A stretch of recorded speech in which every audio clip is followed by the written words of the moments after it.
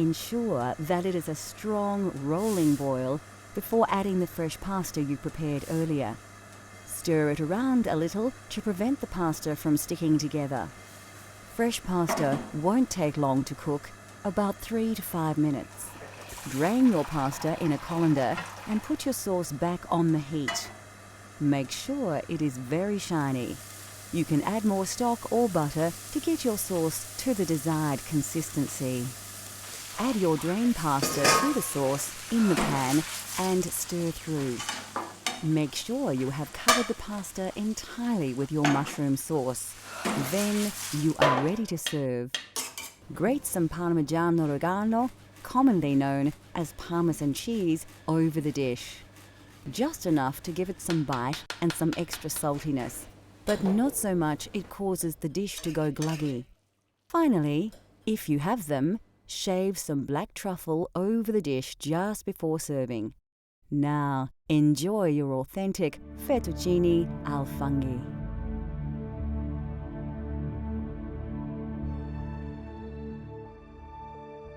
Italy is said to be one of the healthiest nations on the planet, and this is in large to do with a healthy diet, rich in vegetables and vegetable oils. Of course, the most important vegetable in Italian cooking is the tomato. There are many varieties of tomato that are used in soups, sauces, and pasta dishes. Brought to Italy in the 18th century, the tomato has become synonymous with Italian cuisine. The Italians love fresh vegetables and are famous for their salad dishes. Brought to Italy in medieval times, cucumbers are now part of Italian culinary culture. Root vegetables like carrots, radish, turnips, and beetroot all feature prominently in Italian cuisine, as do onions and leeks.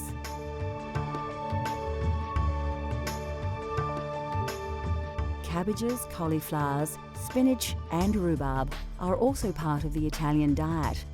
Squash and pumpkins are often used as an accompaniment. Bell peppers and potatoes also have become part of Italian food culture. Melons, like cantaloupes named after the town of the same name near Rome, are often presented as a dessert. Asparagus is a common ingredient in many Italian dishes. Mushrooms are highly regarded in Italian cuisine, especially in the provinces in and around Tuscany.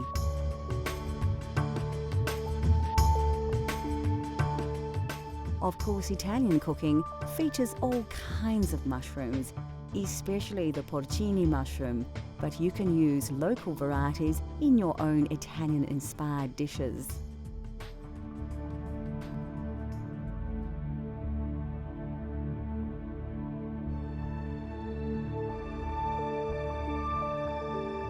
Coffee originated in the highlands of Ethiopia and quickly spread across the Islamic world during the Middle Ages. It was only introduced to Europe via Italy as late as the 16th century by Venetian merchants who had been trading with Muslims from the East. Yet, we must thank Italians for defining coffee culture as we know it today. Italians are deeply passionate about their coffee, so naturally the quality of bean is exceptionally important. Coffee comes in 2 varieties, and Italians overwhelmingly prefer Arabica over the cheaper Robusta bean. Roasting beans changes their colour, taste, smell, and Italians enjoy a full roast bean, which are rich brown in colour and have a slightly oily surface. Italian baristas have created a wide range of ways in which to enjoy coffee. Cafe espresso is brewed by forcing hot water under pressure through finely ground coffee. This process produces a highly concentrated shot of coffee, which actually forms the basis of many other drinks, such as a macchiato, which is simply a shot of espresso marked with a small drop of steamed milk. The most well-known Italian-style coffee is, of course, the cappuccino, and this cultural flavour of Italy has become increasingly popular right across the globe. Cafe latte is usually drunk at breakfast time. made with a full glass of steamed milk and a shot of espresso. This wholesome drink provides the perfect start to the day for many Italians. Coffee is drunk in a variety of ways, but generally speaking, Italians only add milk earlier in the day. With the exception of breakfast, coffee is rarely served alone and is usually enjoyed after a meal. The drinks, the roasting styles, barista techniques and the popular social aspects of drinking coffee have all been heavily influenced by Italy's love of the coffee bean. Next on Cultural Flavours, Italy. We explore a famous Tuscan twice-baked biscuit and its accompaniment and discover how to serve this delicious Italian treat.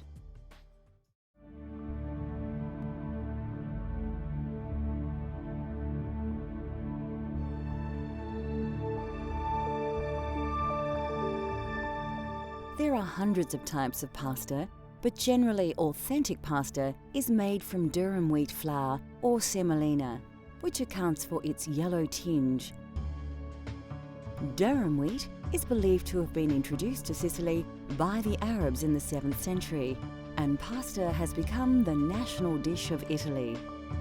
Of course, fresh is best, and authentic Italian pasta has texture and flavour characteristics that is difficult to replicate with dried alternatives. Having said that, there are a multitude of dried pasta options that keep well, so it has become a staple in many kitchens across the world.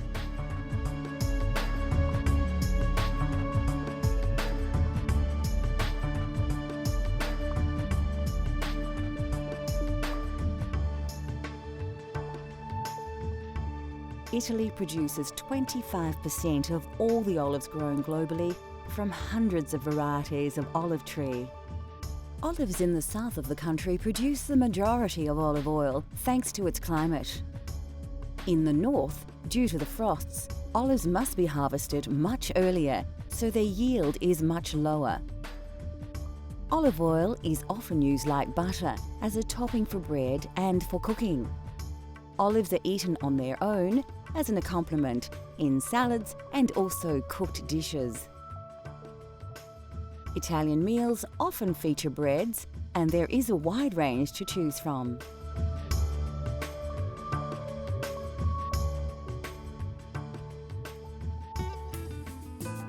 Italian food is rich with tradition, and there are few foods more traditional than biscotti. Tuscany, they love their biscotti. So they'll go to the local market and they'll get their flour and their sugar and the nuts, whatever nuts mum wants to use that might be in season, and they'll go home and there it will be in the beautiful kitchen, and they'll start mixing the flour, the eggs, the butter, the nuts, and then they'll roll and then they'll bake. And then with the biscotti, they need to slice them again, and then they'll need to rebake, so it's the double baked biscuit. That process, of course, brings the family together because it takes quite a long time for them to be able to do that. And then more especially, those biscotti are shared with their family and their friends. And because they are so hot and so crisp, they'll be able to share them for the rest of the week.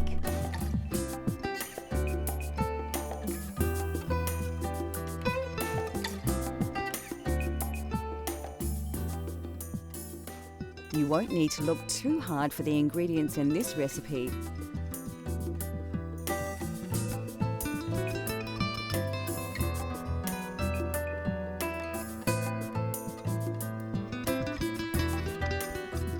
Place your butter in a bowl and add your caster sugar. Mix the ingredients with a spatula until you have a consistency like this. The technique here has more than a few similarities with pasta preparation. So, just like making pasta dough, add your first egg and mix it into the sugar and butter. Work the ingredients together to achieve a smooth paste. Do the same with all the eggs until you have a fairly liquid, smooth and even paste. The next step is to add your flour, but only a little, and mix it through. Just like the pasta, you don't want to add all the flour at once. This technique ensures you have a lump-free mixture. As you add the flour, it develops a more dough-like texture, but still a liquid. This is the time to add the other ingredients. Put your lemon zest and nuts in and give it a little stir. You'll soon realize that mixing with the spatula is no longer an option, and you will have to get your hands in. If your dough is still very sticky, add a little more flour until you can comfortably pick up the mixture without it falling and drooping from your hands. Take an oven tray and line with grease-proof paper. Place your biscotti dough, stretched out a little, on the tray, and now you are ready to place it in your 180 degrees Celsius preheated oven. Bake for about 25 minutes, or till firm. Remove the biscotti from the oven and allow to cool. When your loaf has reduced in temperature and feels firmer to the touch, you can place it on a cutting board and begin to slice into biscuits. Keep the slices thin and even. Lightly dust your papered oven tray with caster sugar and place the cut biscuits on the tray. Proceed to dust these with a little more caster sugar. Place back in the oven at 160 degrees Celsius for about 10 minutes. Your biscotti is now ready to serve, and there is no better way to enjoy biscotti than the traditional way. Although delicious on its own, biscotti is traditionally served with Vinsanto, or holy wine. You dip the biscotti into the Vinsanto and eat the biscuit, then dip again. Biscotti and Vinsanto are cultural flavour of Italy that you can enjoy at home. In a world where food is more often just consumed rather than savoured, Italian cooking has shown the way with simple, elegant dishes, uncomplicated flavours, and lightly seasoned sensations. Join us next time as we take you on another gastronomic journey so you can experience the tastes of the globe at home.